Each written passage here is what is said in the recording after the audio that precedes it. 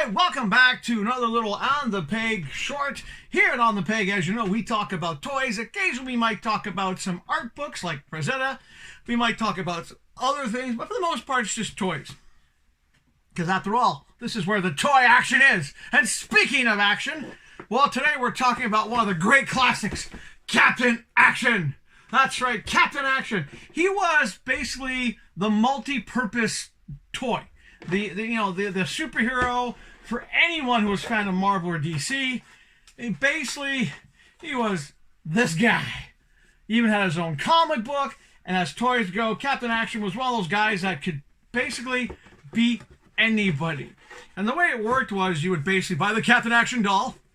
And no, this is not an original. Those are super hard to find. This was a great company that years and years ago decided to redo them. But you would basically buy Captain Action. Captain Action would sell costumes that you could change him with. Yes, that's right. And of course, they didn't just stop at Captain Action. No. He had to have a sidekick, because all superheroes have a good young sidekick. He had Kid Action. Once again, Kid Action, same thing. If you wanted to change Captain into Batman, you'd buy the Batman costume, then you'd buy the Robin costume for Kid Action. These were the kind of toys that made you think. It made you use your imagination. You're like, hey, this guy can become this.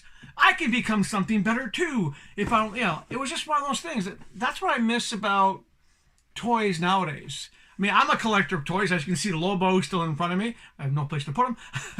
But most kids nowadays don't have that same kind of challenge. I mean, most kids are giving toys that are safe. They're small. They're safe.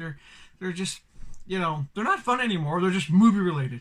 Captain Action was just like, hey, you want him to be Marvel? He'll become Marvel, become DC, become somebody else like the Lone Ranger. And that was part of the fun of imagination. Another good thing about Captain Action was he had probably the best villain ever. And I'm not talking about Mike Myers here. I'm talking about the real Dr. Evil. That's right, Dr. Evil. Yes, you had a villain who could also change. These were fantastic toys. I was happy to see these when these came out. I mean, they're actually almost vintage replications now, but these came out so long ago. I'm feeling old. But the fact that you could come out with these toys, and people like me would go, I remember those. Another thing is, by the way, you want to talk articulation? You can pose them in 1,001 positions. 1,001. Well, that's it for this edition of the On the Peg Shorts. Keep on buying toys, keep on loving toys, keep on hitting that like and subscribe, and we'll see you maybe tomorrow or Monday. I'm not sure yet. We'll see you then.